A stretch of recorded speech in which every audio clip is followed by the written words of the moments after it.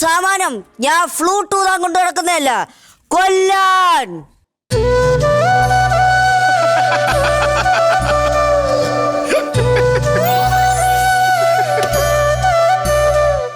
അതെങ്ങടാ? എനിക്ക് വരുന്നില്ലല്ലോ.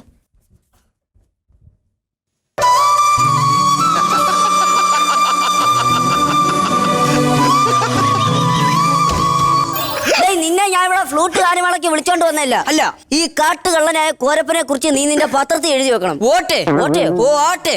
എന്നിട്ട് എനിക്ക് എന്റെ ഇമേജ് മാറ്റിയെടുക്കണം. ഓട്ടെ ഓറ്റയോ? ഓ ഏറ്റെ. അപ്പൊ എന്തൊക്കെ വൃത്തികെട്ട സ്വഭാവമാണ് ഈ കാട്ടുകള്ളനായ കോരപ്പനുള്ളത്?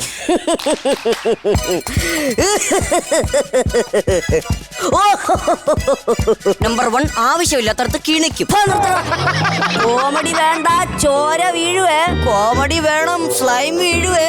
ഇനി നീ മിണ്ടിയാ ഈ തോക്ക് ഉണ്ടതുപ്പും.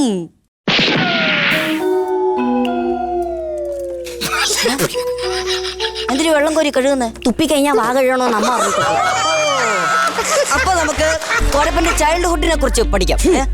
ലോകം മൊത്തം കിടുകിടാ വിറപ്പിക്കുന്ന കാട്ടുകള്ളൻ കോരപ്പൻ, മഴവളകിയ ഒറ്റയാനെ ഒറ്റവടി വീഴ്ത്തുന്ന വില്ലാളി വീരനായ ഞാൻ നിന്നോടൊരു കാര്യം തുറന്ന് ചോദിക്കാൻ നിനക്കെന്തെങ്കിലും കുഴപ്പമുണ്ടോ? ഇല്ല. എന്തുവാ ഈ ചൈൽഡ്ഹുഡ് എന്ന് പറഞ്ഞ? എന്തുവാ? ബാല്യം. ലോകം മൊത്തം കിടുകിടാ വിറപ്പിക്കുന്ന ഒരാളാണ് ഞാൻ. ഓ, ചൈൽഡ്ഹുഡ് എന്ന് പറഞ്ഞ എന്തുവരുന്നു? ബാല്യം. ഓ, എന്തുവരുന്നു ബാല്യം? ബാല്യത്തിന്റെ എന്തുവരുന്നു? ചൈൽഡ്ഹുഡ് എന്ന് പറഞ്ഞാ ബാല്യം. അയ്യോ, ഇയാൾക്ക് എന്താന്ന് പോലും പറഞ്ഞാൽ മനസ്സിലാത്തില്ല. ഓ, ഞാൻ പണ്ട് എന്റെ ദാരിദ്ര്യവും കഷ്ടപ്പാടും നിറഞ്ഞൊരു ബാല്യമായിരുന്നു എന്റേത്. അയ്യോ, എന്റെ ബാല്യം ഇതുപോലെയായിരുന്നു. ഭയങ്കര കഷ്ടപ്പാടും ദാരിദ്ര്യമായിരുന്നു. നീ ഇത് കണ്ട? വാ വാ, ഇത് കണ്ട? എന്തൊരു കറുത്തയാരുടെ? ഇതിന്റെ അറ്റത്തൊരു സ്വർണ്ണ ഏലസ് ഉണ്ടായിരുന്നു. ഇത് പണയം വെച്ചിട്ടാണ് ഞാൻ നിന്നെ ഇവിടെ വരെ കൊണ്ടുവന്നത്. അപ്പൊ നിന്റെ കഥ ഉണ്ടാക്കാനല്ല ഞാൻ നിന്നെ വിളിച്ചോണ്ട് വന്ന, എന്റെ കഥ ഉണ്ടാക്കാനാ. മര്യാദയ്ക്ക് എന്റെ വീട്ടിൽ പണ്ടൊരു കോഴി ഉണ്ടായിരുന്നു. ഈ കോഴി ഇടുന്ന ഒരൊറ്റ മുട്ടയിലായിരുന്നു ഞങ്ങളുടെ കുടുംബം തന്നെ കഴിഞ്ഞു പോയിക്കൊണ്ടിരുന്നത്. എന്റെ വീട്ടിൽ ഇതേപോലെ തന്നെ ഒരു കോഴി ഉണ്ടായിരുന്നു. നീ ചർച്ച കണ്ട? സാർ പറഞ്ഞു, ഞങ്ങള് വാ തുറന്ന് എന്തെങ്കിലും കഴിക്കണമെങ്കിൽ കോഴി മുട്ട ഇടണം. അതായത് ഞങ്ങൾ വാ തുറക്കണമെങ്കിൽ കോഴി ചന്തി തുറക്കണം. കറക്റ്റ്. ഇങ്ങനെ ഇരിക്കെ ഒരു ദിവസം നീ കേക്കണം, ഈ കോഴി മുട്ട ഇടുന്നില്ല. അയ്യോ, ഞാൻ ഈ കോഴിയെ കൊണ്ട് നേരെ മൃഗാശുപത്രിയിൽ കൊണ്ടുപോയി. എന്നിട്ട് അവിടെ ചെന്നിട്ട് ഡോക്ടർ ഈ കോഴിക്ക് മുട്ടയിടാനുള്ള ഒരു ഇഞ്ചക്ഷനും കുത്തിവെച്ച്.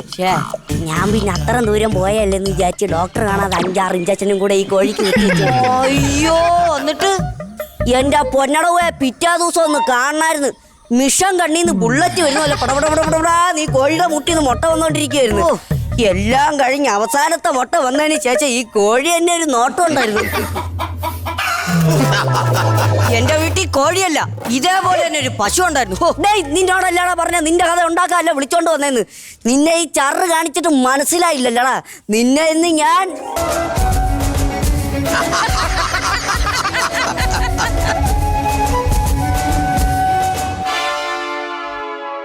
എന്തിനു വെള്ളം കോരുന്നേ? നിന്റെ ഫ്ലൂട്ട് ഗാനമേളയ്ക്ക് പ്രതിഫലമായിട്ട് ഈ തോക്കുണ്ട തുപ്പില്ല, ഇനി വാ കഴിയത്. അയ്യോ, തുപ്പല്ലേ, ഞാൻ എഴുതിക്കോളാതെ. അപ്പൊ എന്നു തൊട്ടാണ് കോരപ്പൻ ഈ ആനക്കൊമ്പ് മോഷ്ടിക്കാൻ തുടങ്ങിയത്? എന്റെ 18ാമത്തെ ബർത്ത്ഡേ അന്ന് മെഴുകുതിരിയും കേക്കും വാങ്ങിക്കാൻ പൈസ ഇല്ലാഞ്ഞിട്ട് ഒരു ചിമ്മിനി വിളക്കം കത്തിച്ച് വഴി കിടന്ന ഒരു ആനപ്പിണ്ടോ മുറിച്ച് ഞാൻ എന്റെ ബർത്ത്ഡേ ആഘോഷിച്ചുകൊണ്ടിരുന്നപ്പോ പെട്ടെന്ന് വെളിയിലൊരു ശബ്ദം. എന്തെന്ന് ഞാൻ പോയി നോക്കിയപ്പോ ഒരു കാട്ടാന എന്റെ അച്ഛന്റെ നെഞ്ചത്ത് ചവിട്ടിപ്പിടിച്ച് ഇങ്ങനെ നിൽക്കുന്നു. എന്നിട്ട് പെട്ടെന്ന് അമ്മ ഓടി ഒന്ന് അച്ഛന്റെ കപാല നോക്കി ഒരൊറ്റ അടി കൊടുത്തു. എന്തിനാ അമ്മ അച്ഛനെ തല്ലിയേ? വീട്ടിനകത്ത് കിടക്കാൻ ഇത്ര സ്ഥലം ഉണ്ടിട്ട് എന്തിനു വെച്ചാൽ നിങ്ങൾ ഈ ആനയുടെ കാലിന്റെ അടിയിൽ പോയി കിടക്കുന്നത്.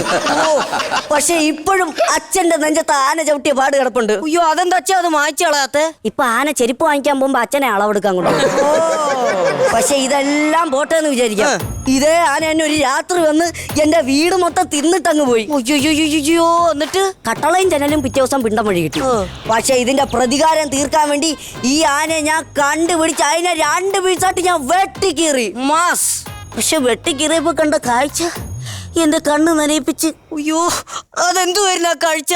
ആനയുടെ ആമാശയത്തിൽ ചോരി തൂക്കി വെച്ച് ഞങ്ങളുടെ അപ്പൂപ്പന്റെ ഫോട്ടോ ചെറുകുടലിൽ ഞങ്ങളുടെ കലണ്ടർ ആണി അടിച്ചു വെച്ചേക്കുന്നു. അയ്യോ, എല്ലാം കണ്ടപ്പോ എനിക്കങ്ങ് സങ്കടമായി പോയി.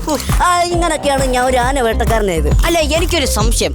ഈ മുറിച്ചു മാറ്റിയ ആനക്കൊമ്പൊക്കെ എന്തോ ചെയ്യും? ചിലത് ഞങ്ങൾ ഉപ്പും മഞ്ഞപ്പൊടി ഇട്ട് അവിച്ചങ്ങ് തിന്നു. ചിലത് കപ്പ ഇല്ലാത്തപ്പോ കപ്പയുടെ ഫീർ ചെയ്യാൻ ഷാപ്പിൽ പോയി. വാഴ ഇതല്ലേ ഞങ്ങൾ അങ്ങ് വിദേശത്തോട്ട് അയച്ചു വന്ന്. എന്തിനു വിദേശത്തോട്ട് അയക്കുന്നത്? സായിപ്പിന് ചെവിയിലിട്ട് അളക്കാൻ. എടാ ഇതൊക്കെ നമ്മൾ രൂപം കൊണ്ട് ഉണ്ടാക്കാൻ വേണ്ടിട്ട്, രൂപമാക്കാൻ വേണ്ടിട്ടാണ്. അങ്ങനെ.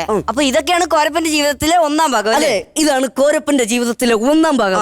ഇനി രണ്ടാം ഭാഗം തുടങ്ങുന്നതിന് മുന്നേ ഞാൻ ഒന്നും ചെയ്തില്ലല്ലോ. ഒന്നും ചെയ്യാനില്ല, ഒരു ഇച്ചിരി റെസ്റ്റ് ചെയ്യണം, ഒരു പാട്ട് പാടാൻ വേണ്ടി. ഓക്കേ.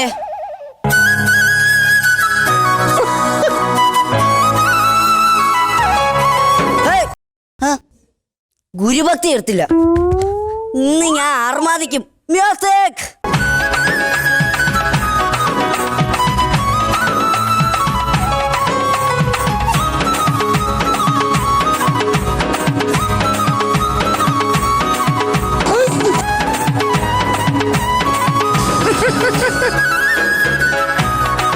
ഇത് കൊല ഹിറ്റായിരിക്കും കേട്ടോ. വാ, എനിക്ക് നിന്റെ ഫ്ലൂട്ട് ഗാനമേള ഒരുപാട് ഇഷ്ടപ്പെട്ടു. അതുകൊണ്ട് ഞാൻ നിനക്ക് സ്വന്തമായിട്ട് ഫ്രീ ആയിട്ട് ഒരു 5 ലക്ഷം രൂപ തരും. 5 ലക്ഷം രൂപയോ? ഇനി ഒരു 5 ലക്ഷം രൂപ മേടിക്കാനായിട്ട് എന്റെ കയ്യിൽ വേറൊരു പ്ലാനും കൂടെ ഉണ്ട്. എന്തുവാ അത്? ഞാൻ വരുന്ന വഴിക്ക് എനിക്ക് വേറെ റൂത്ത് കിട്ടി. ഞാൻ അത് ഊതട്ടാ? ഊതടാ നീ അങ്ങോട്ട്. ഓക്കേ.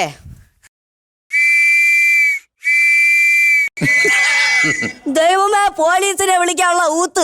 എടാ നിന്നെ ഇന്ന് ഞാൻ കൊല്ലല് കൊല്ലല് കൊല്ലല്.